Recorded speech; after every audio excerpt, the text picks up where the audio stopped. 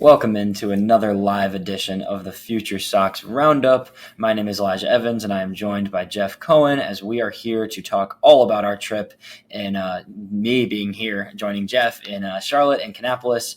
We talked about Charlotte on the episode that we recorded a few days ago, and today we are going to dive all into the Kannapolis Cannonballers.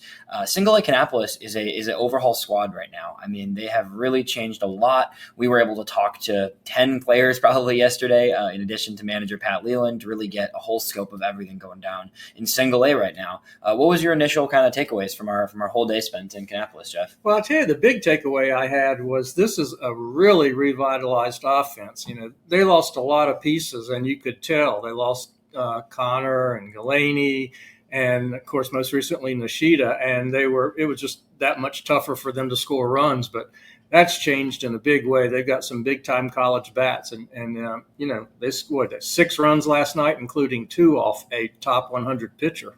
Yeah, 100%. No, I mean, it's a lot of new guys there and a lot of experienced guys there. We talked to the majority of the draft class, the 2024 guys that are there already. We're going to talk to a few more of them in the coming days here, but it's a really revamped offense, and I think we're going to see a pretty revamped pitching staff in the next week or two. It sounds like they're going to be getting a handful of the 2024 draft picks on the pitching side of things sooner than later. So it's pretty exciting to see kind of the change in Kannapolis and just see a team that is, they know they're in the playoffs, right? The way minor league baseball works, they've already clinched a playoff spot and a spot in the Single-A, Carolina League Championship by winning the first half of the season. So even though they've struggled a little bit in July and, picked it up a little more recently, right? They already know they're going to be hosting a playoff game come about less than a month from now in September. So it's just an exciting feeling there with a team that's young, but also has a bunch of these new guys to the system that are just ready to, attack and get after things. And it's cool to hear. We talked to Pat Leyland yesterday for a while. We were able to catch up with the manager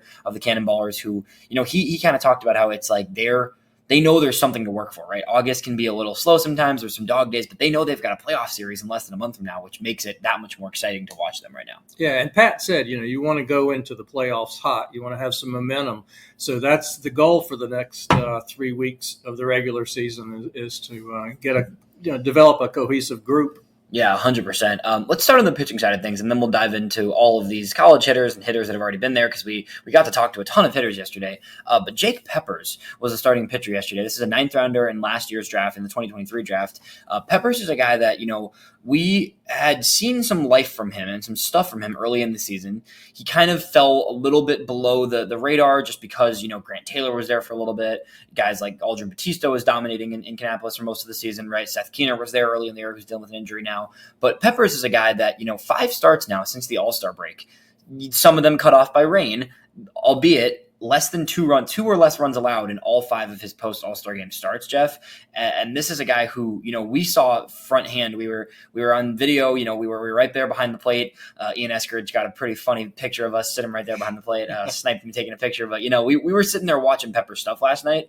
And after the first inning, he was a little shaky early on. The command wasn't quite there. He settled in really nicely and had another really solid start yesterday. Yeah, you're right. He was an afterthought, really, at the start of the season. He was low man on the totem pole. You mentioned a couple guys who got bumped up, but there was also Tommy Vale, Bokenstadt.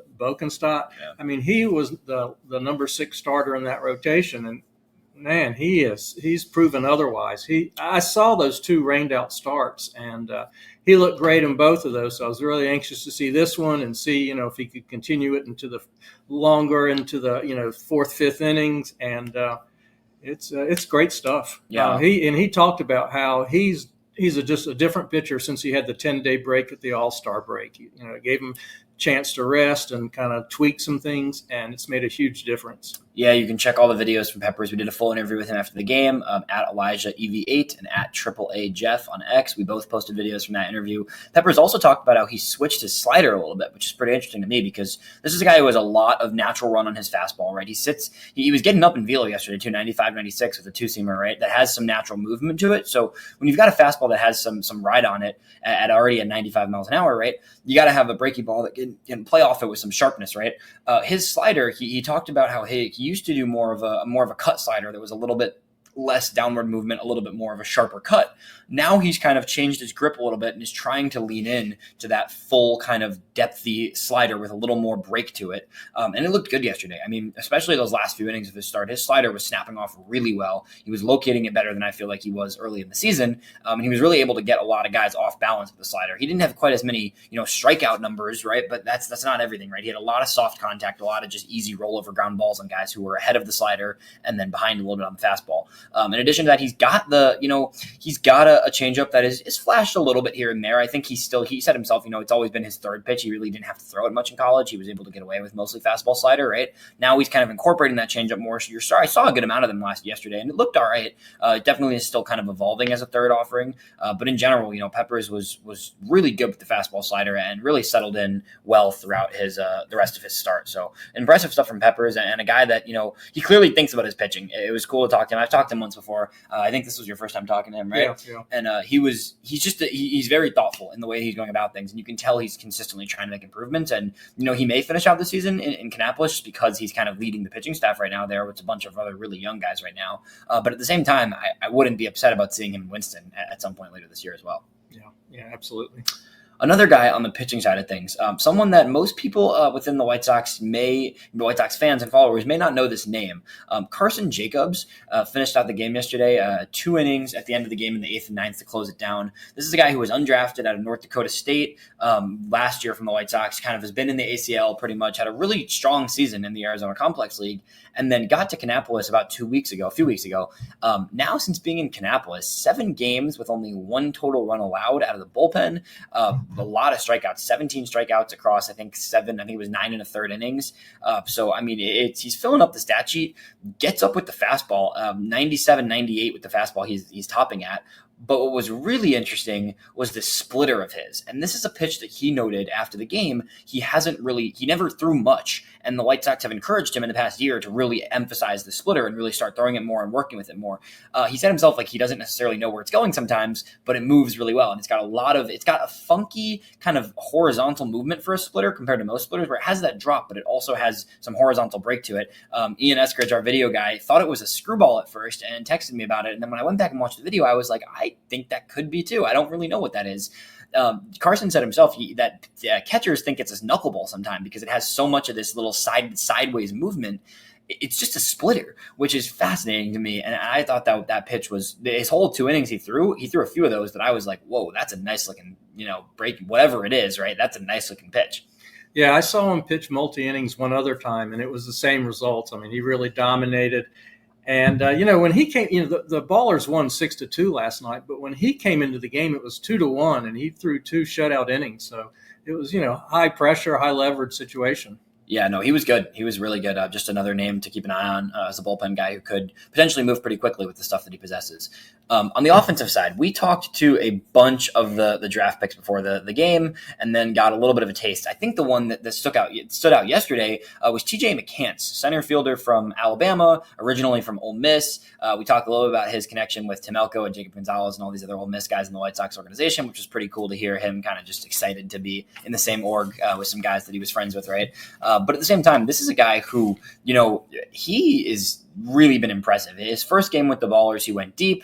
He has missed a few games with injury. He was back in the lineup yesterday, plays a really nice center field, very athletic, experienced guy. He's an SEC, 5-year guy, right? So he's 23 years old and is the type of guy who, much like Tim Elko did, right? Like this should be a guy that moves quickly. I think McCants next year could probably go straight to Winston. And from there, I think, we could see him in Birmingham next year as well. This is someone who now he went deep yesterday, home run, in addition to some hits.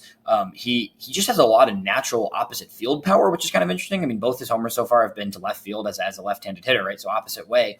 Good, solid speed, right? He got caught stealing yesterday, but generally speaking, some decent speed, knows how to play a good center field, and definitely has some pop in that bat and a swing that I think could really develop in the right direction. Yeah. It was fun to talk to him. He's very friendly. It was a great opposite field home run that he hit last night. He looked really good at the plate right out of the gate, in his first week in Kannapolis in pro ball. Yeah. Some other guys we talked to from the draft class, Lyle Miller-Green from Austin Peavy is a 17th round pick of the White Sox this past year. This is a guy who's one of the more fascinating draft picks. Fifth year senior, right? So another guy that's older, big dude, and is someone who, hit, and he was a two-way player throughout college. Interesting note from him, he is playing a variety of first base and a little bit of outfield with the White Sox right now. Green's a guy, Miller, he's a guy that, has the arm strength to be an outfielder, right? But he doesn't quite have the athleticism, so we're going to see what it develops. He looks like more of a first baseman, DH guy long term, but a lot of power. Interesting note from him, he's throwing a bullpen in Kannapolis next week. This is a guy who was drafted as a two-way player, but I think the heavy expectation is he will be a hitter over a pitcher. Interesting to note that they're still going to let him mess around a little on the mound. Yeah, he is a big guy, 6'5", 235. I'm kind of curious the results of the bullpen session, right? Yeah, I'm curious to see. We'll have to check in with him once he gets that bullpen going. I mean, he's a guy that he hit. I think he was touching 97, 98 in college, so he's got the strength for sure. I just think he said himself he's always been a better hitter, and he likes doing both. But he knows he's a little bit better at the plate, so we'll see what happens with that. But great to check in with him. There were some other guys from this draft class we talked to. Nathan Archer as well, another outfielder from Bowling Green. This is a guy who was a mid-major school, right, but had a ton of college success. We didn't get to see him play yesterday, but we caught up with him. Definitely sounds like he's experienced, comfortable, and really just an all-around hitter. It seems like from talking to people there that he's done a good job in some at-bats so far, and I've seen a few of his at-bats on video. But this is someone who I think should have a chance to really progress in the right direction, and another guy that can play a good center field. And two experienced center fielders added to the mix is never a bad thing. Go ahead.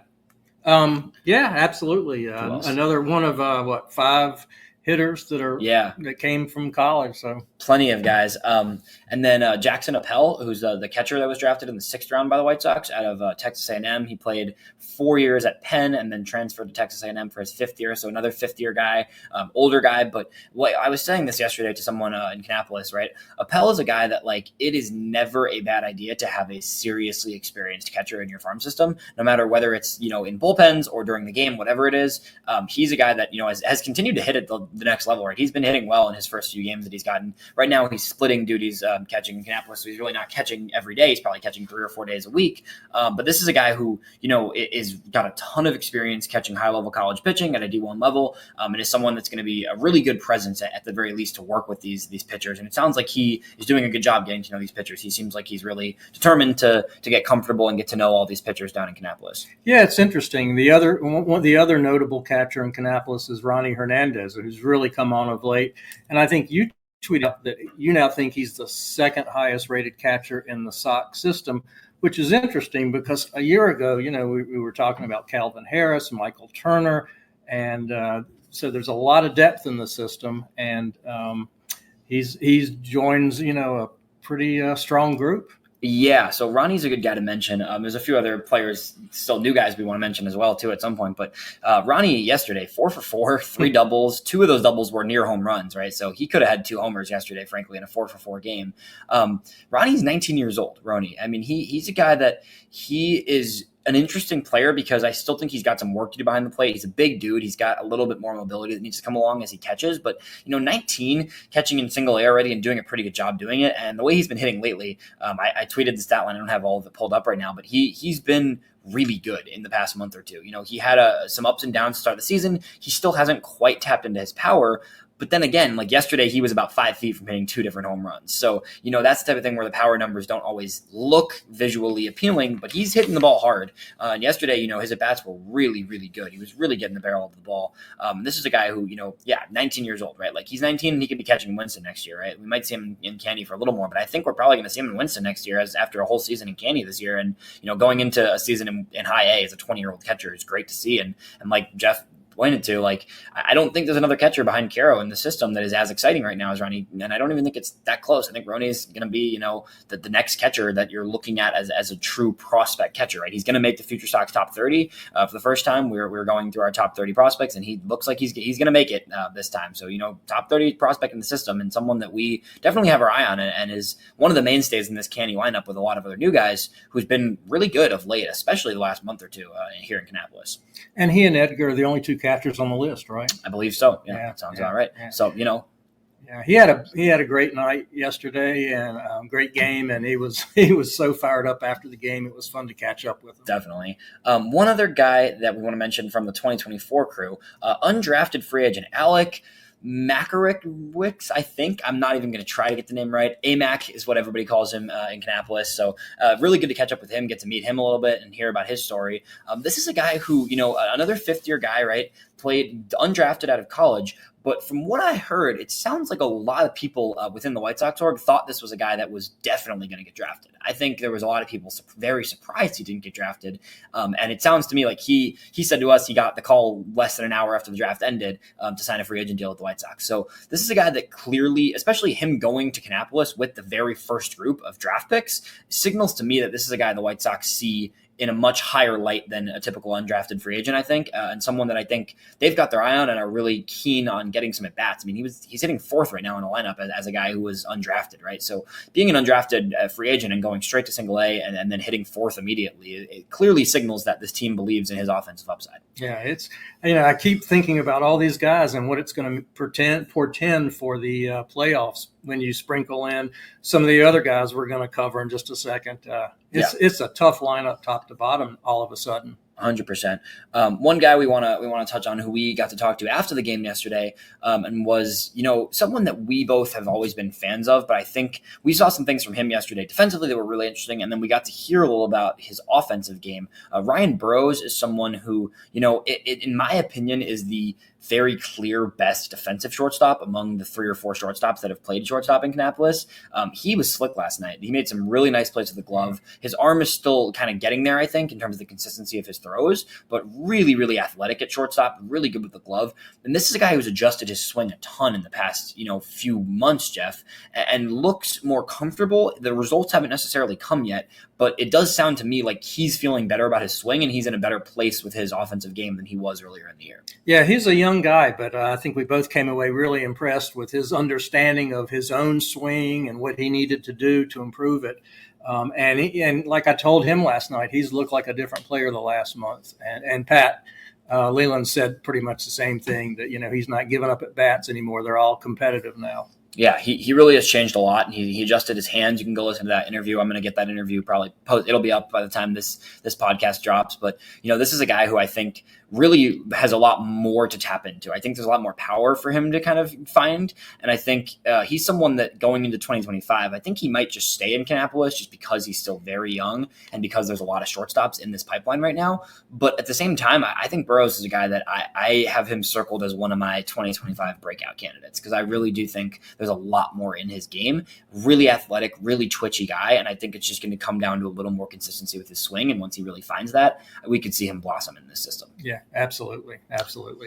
Joral Perez is another guy. Joral Perez was one of the key pieces in the Eric Fetty deal with the Dodgers a few weeks ago. Has only been in Kannapolis now for 2 weeks, so they're still getting to know him. But Pat Leyland spoke really highly of him. It sounds like he's the type of guy who his offensive game is going to translate. He's got a lot of juice. He's got a lot of ability to find his pitches and hunt the pitches that he's best at hitting. He had a really nice hit late in the game yesterday, and just someone that it's still a lot of work to do with his swing and with his development. But 19 years old and has already flashed some real gap-to-gap power, ability to pull the ball well, and is someone that we think could be an impact infielder potentially moving forward. Yeah. Regardless what you think about the trade, he is an interesting piece, and he's a really strong-looking 6 foot, 180 pounds. I got to tell you, that's 180 pounds of muscle. Yeah, he's a big dude. He definitely has some power. We're going to hopefully get to check in with him a little bit in the next few days here. But, that's someone who is definitely interesting. And that brings us to the youngest player of all these players we mentioned that are young and developing. The youngest is still George Wolkow. George Wolkow is a guy that, 18 years old now, was drafted last year at 17. We've talked about him plenty on this podcast, so I hope that everybody knows the name by now. Downers Grove High School, Illinois guy, right?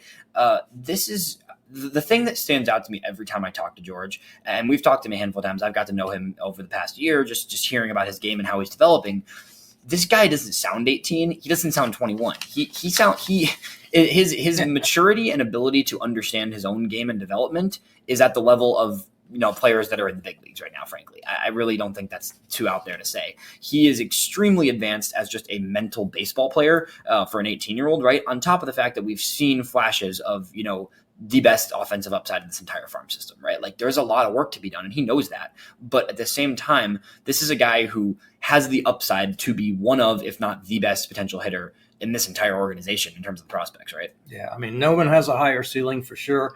And boy, if you came away from that conversation yesterday, he's very mature and he's very driven. Yeah. He was going to work himself. He's determined. One thing Pat Leyland mentioned to us before the game was kind of interesting. Pat said, we have to remind George like he's doing good, and we have to tell him he's making progress because he doesn't want to see himself making progress because he has such high standards for himself. And George himself reiterated the same thing later. Jeff asked him about, if he thinks he's made enough progress, and he said, nope, never satisfied, a lot more work to do. And like that was, he was I knew it was coming. I knew exactly what he was about to say. But it's like this is a guy who is going to keep working and wants to be the absolute best. There is zero lack of like drive. And all these guys are super driven, but George Wolkow for his age is incredibly driven and, has really made a lot of strides. I think one of the things I took away, aside from the offensive game, right? One of the things I took away from him yesterday was talking about his defense and how he has been able to, partly from working with some of the Mike Daniel, one of the coordinators, defensive coordinators for the White Sox. And then, some of these older college outfielders, he's really figuring out how to be an outfielder and how to be a balanced outfielder who doesn't necessarily do things too aggressively, takes his time, makes the right throws, cuts guys off, throws to the cutoff man, and his arm is an arm. We saw it yesterday. There was a throw to home on the runner who held up at third, but because George made a throw home, that was, on a bullet to Ronny Hernandez on the fly. There's some throws you see where you're like this, and he's not. I think he sticks in a corner likely. I mean, he's played some center field, but realistically, at his size, he's going to be a corner outfielder. But right field is a spot where you want your best arm, and George Wolkow definitely has the arm to stick in right field. It's a powerful arm. He's athletic. He's sneaky fast for his size too. That's one thing that I always take away from watching games of his is like he has some speed for a dude that's 6'7" and probably 240, 250, right? Like he moves. He can definitely move out there in the outfield and out on the bases as well. It's the approach too. That was something we harped on. Dan Haloti, who does a great job with broadcasting in Kannapolis, kind of asked George to elaborate a little more on his approach. And it sounds like he's really, really worked on and honing in on developing, taking pitches and understanding that getting on base is getting on base. And his walk rate has jumped a bunch in the past month or two since he got to Kannapolis. He's generally doing a better job. I think he understands, like, one of the things he noted too was like pitchers don't want to pitch to him. He's a huge dude. He's well known generally in terms of prospects, right? Like, and he dealt with this his whole life. Like he knows that. And I think he's aware of that, right? So he's prepared to go into things and know that guys don't want to throw to him. And that's something he just has to deal with, right? He's going to get a lot of breaking balls compared to some other hitters. He's going to get a lot of junk outside the zone that he's going to have to learn how to lay off. And he's already doing a better job. And the fact that we're seeing, it's not perfect, right? He's still chasing some breaking balls for sure. But the fact that we're seeing him start to hone in on that approach and start to be a little more patient, 3 months into his Single-A career is already a huge sign for the future. Yeah. And I think I told you, I'd seen his 2 home run game. And in both those situations, he knew fastballs were coming. One was a 3-2 count. One was a 3-0 count. And when he knows a fastball's coming, he'll kill it. Yeah, and the breaking ball recognition and ability to hit and adjust to it is going to get better. Yeah. Like we said, the fastball, he knows how to crush fastballs for sure. If he's got a fastball coming, he's going to get into it and he's going to drive it far. And it's more than just the home runs, right? Like he's not just a home run hitter. I think it's easy to look at the numbers and look at the size and think he's just, this is a power or nothing guy. And at times he has been this year. He's hitting the ball hard no matter what. Even when he's hitting balls on the ground, they're going hard. And even when he's trying to line drives into the gaps, they're getting hit really hard. So he's going to hit the ball hard. It's just going to continue to be a process of making more contact, developing his pitch recognition, and adjusting better to those breaking balls that he's going to be getting. He's going to get more breaking balls than the average hitter throughout his entire career. That's just going to be the type of guy he is because of his stature and because of his power. So that's something he's going to have to deal with, and he knows that.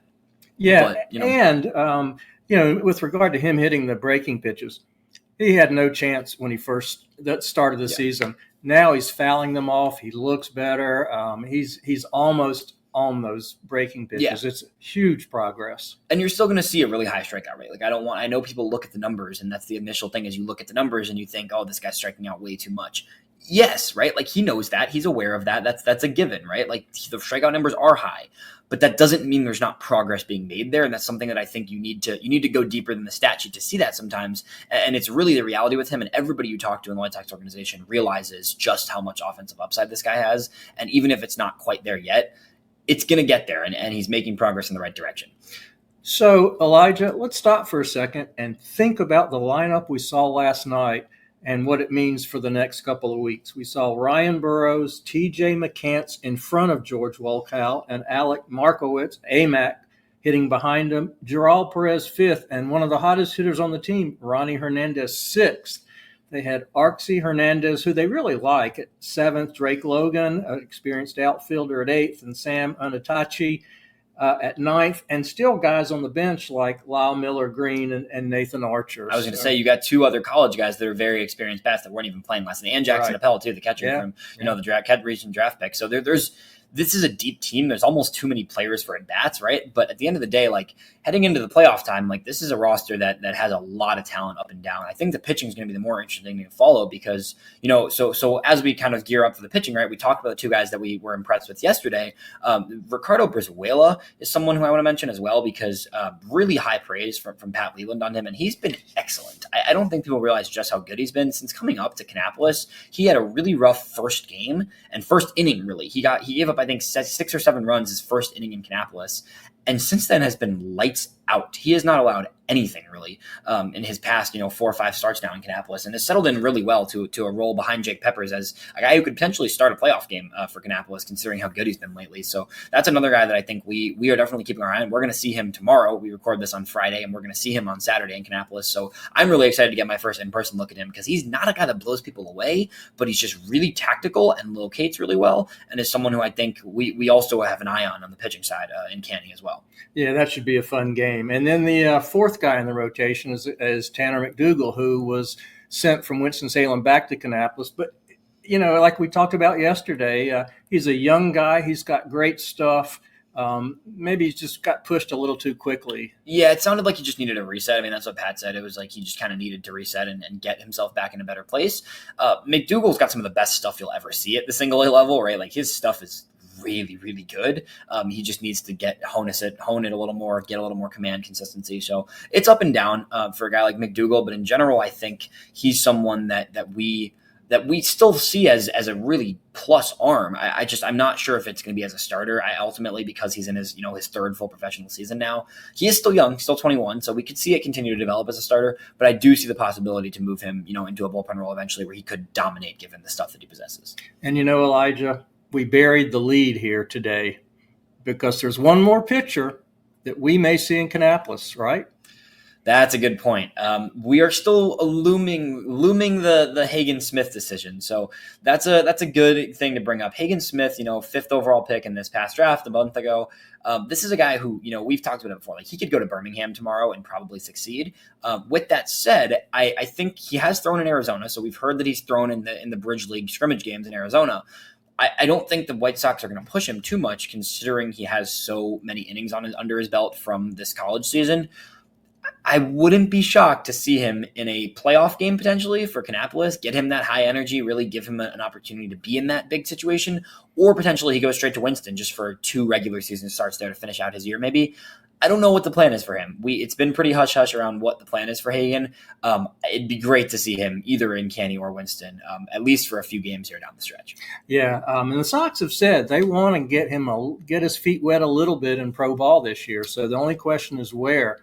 But fingers crossed it's Kannapolis or Winston-Salem, because I can't wait to see it. And there's a lot of other guys coming too in terms of bullpen guys, other pitchers to keep an eye on, right? So you've got Phil Fox, you've got Pierce George, Blake Shepardson, a bunch of other guys. In addition to that, Justin Sinibaldi, Mason Moore. There's a lot of these college arms within this draft class that are still gonna get a chance at some point here in the end of the season, whether it's Canny or maybe even some go to Winston potentially. But there's more arms on the way as well. We've already got a bunch of hitters here. There's probably some more hitters too. Nick McLean's a guy who is working to get himself back into game shape, 3rd round pick this year. He should be going to Canny or Winston at some point down the stretch here. So there's even more talent coming up from Arizona still from this draft class. But at the end of the day, this Canny roster is in a really good spot. And it was really cool to spend an entire day there just talking to all these different players and seeing, this next wave of talent that's now entering the White Sox system. So Elijah, so far this week in 3 days, 3 games, 2 batting practices, probably 15 player interviews. Yeah, something like that. And now the pace is going to pick up a little bit, as crazy as that sounds, because today we're going to go to batting practice in Charlotte, a game in Charlotte. Tomorrow we're going to see a noon game in Charlotte and a 7 p.m. game in Kannapolis. So a really intense 36 hours coming up, but I know we're both pretty fired up about it. Yeah, this should be good. We will have these episodes, we're just focused on Charlotte, and then today was Kannapolis. We'll talk even more about these next 2 days of games the next time we record, which is a little bit TBD on the date, but we will record sometime soon again, and we'll have even more information coming from the White Sox farm system. This has been a great trip to get to hang out with Jeff and just experience everything going down in Charlotte and Kannapolis. The highest level of affiliated ball for the White Sox, the lowest level of affiliated ball. Really interesting to see the contrast and just all these different players. It's a good group of players. At the end of the day, winning, it doesn't necessarily equal winning, but it's awesome to see this level of cohesion and energy and positivity throughout the farm system right now. Yeah. Time to roll. That's all we got. All right. We'll be back next time for another edition of the Future Sox Roundup.